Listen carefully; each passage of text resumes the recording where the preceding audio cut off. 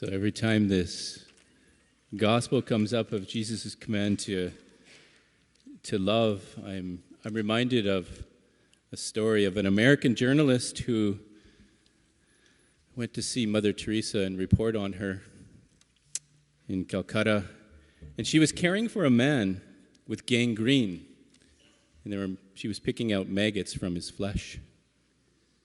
And the American journalist said, "I wouldn't do that for $1 million.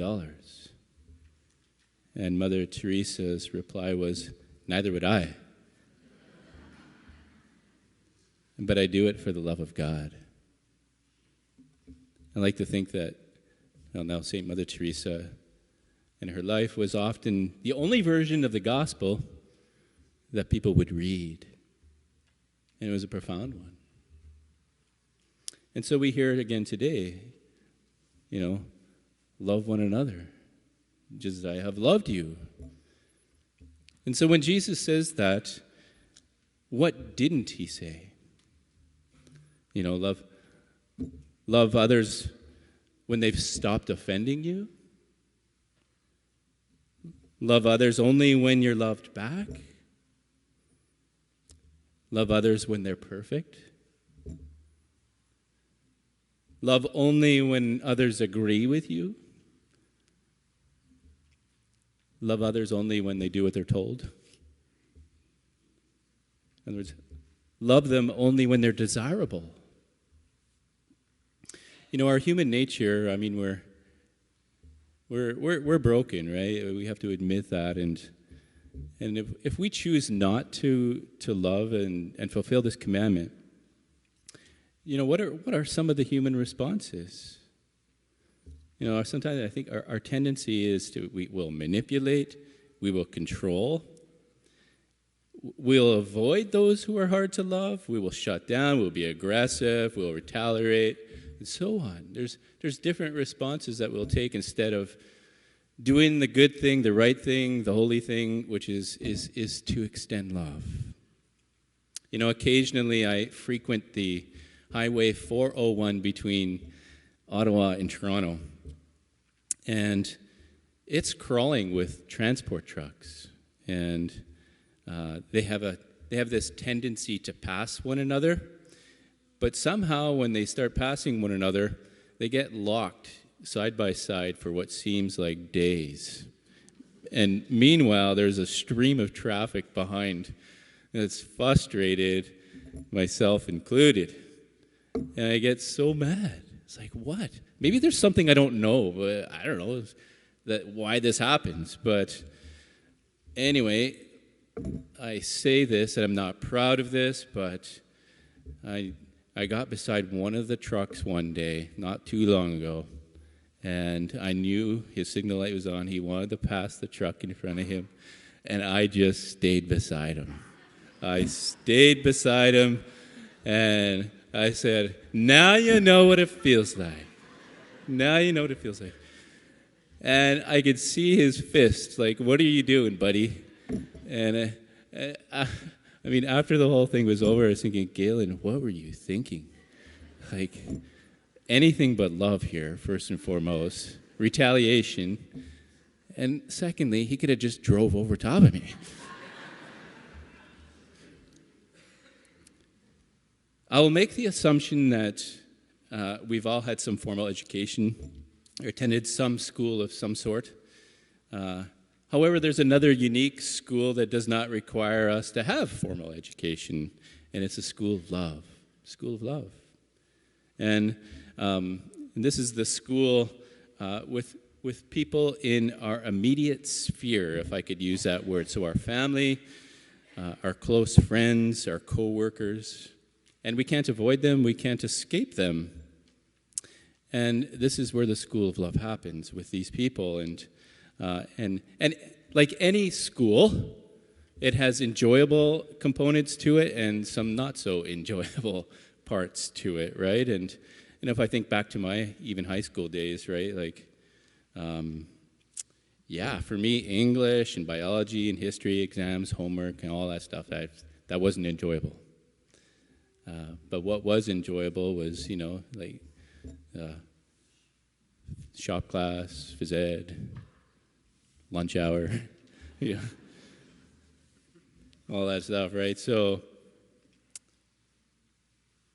in this, what I'm saying is in the school of love, there is components that we thrive in, we enjoy, and there's some really hard scenarios that we face.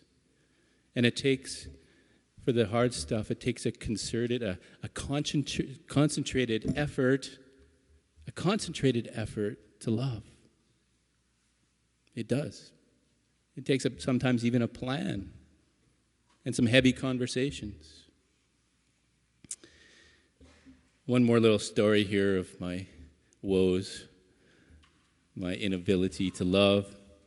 I was on an airline flight, and they come around with drinks and stuff, and I asked for tonic water, because I like the bitterness, and I like a little bit of sweet, right? So I enjoy a tonic water. And I asked for the can. Could you please give me the can? Like, could I have the whole drink?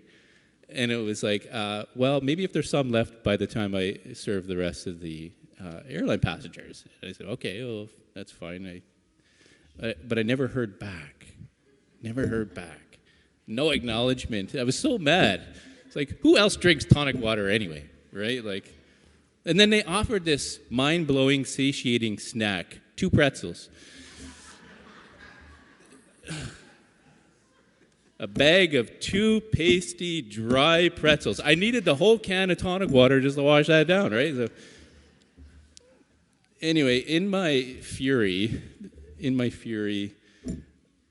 I didn't eat the pretzels. I said, I can't eat these. But I crushed them in the bag.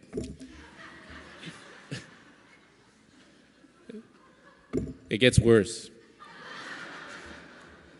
Before I left the plane, I opened the bag, and I left them on the seat in such a way that when they were removed, it would spill all over the place. Now you're thinking, this guy's a priest? Wow.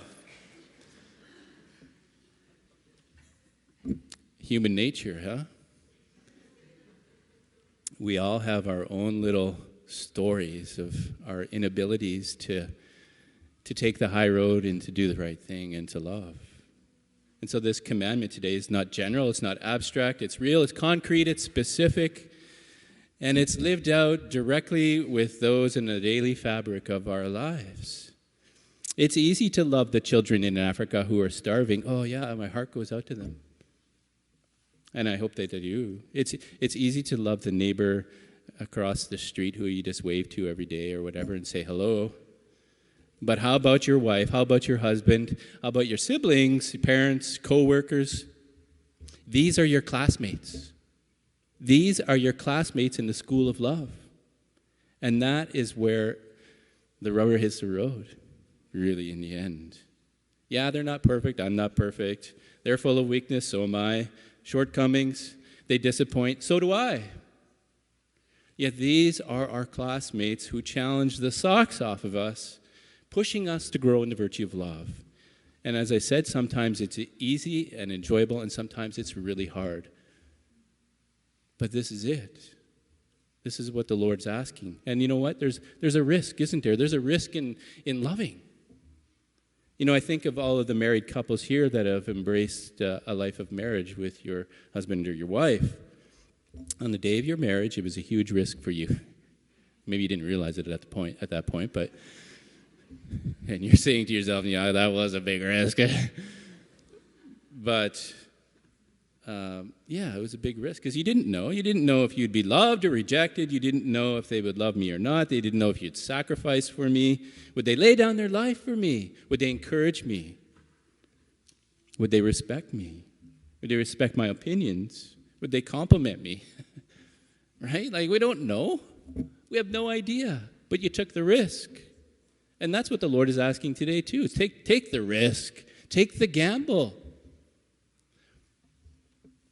That right there is the risk that God took. That is the gamble that God took on us. I'm going to lay down my life in hopes that I will be loved in return. knowing full well we would not meet those expectations. But he did it anyway. He took the gamble. And just as God does not tire of loving us and keeps believing in our potential to respond to us, so must we with one another. That's what he's saying in the gospel today. And so do I contribute to the joy and the happiness of the members of my family? Do I encourage them? Do I compliment them? Have I just sought out my own interests? Have I used my tongue in such a way that it's been quick and sharp and cutting? Has an offense that I've experienced led to judgments and unforgiveness and even revenge? Am I even just lazy about doing my responsibilities and duties in my own sphere of classmates? We have room to go. We have room to grow, rather, and to become, as Jesus says, disciples of him through the commandment to love. So, Lord, give us and grant us that grace in a deeper and more profound way today.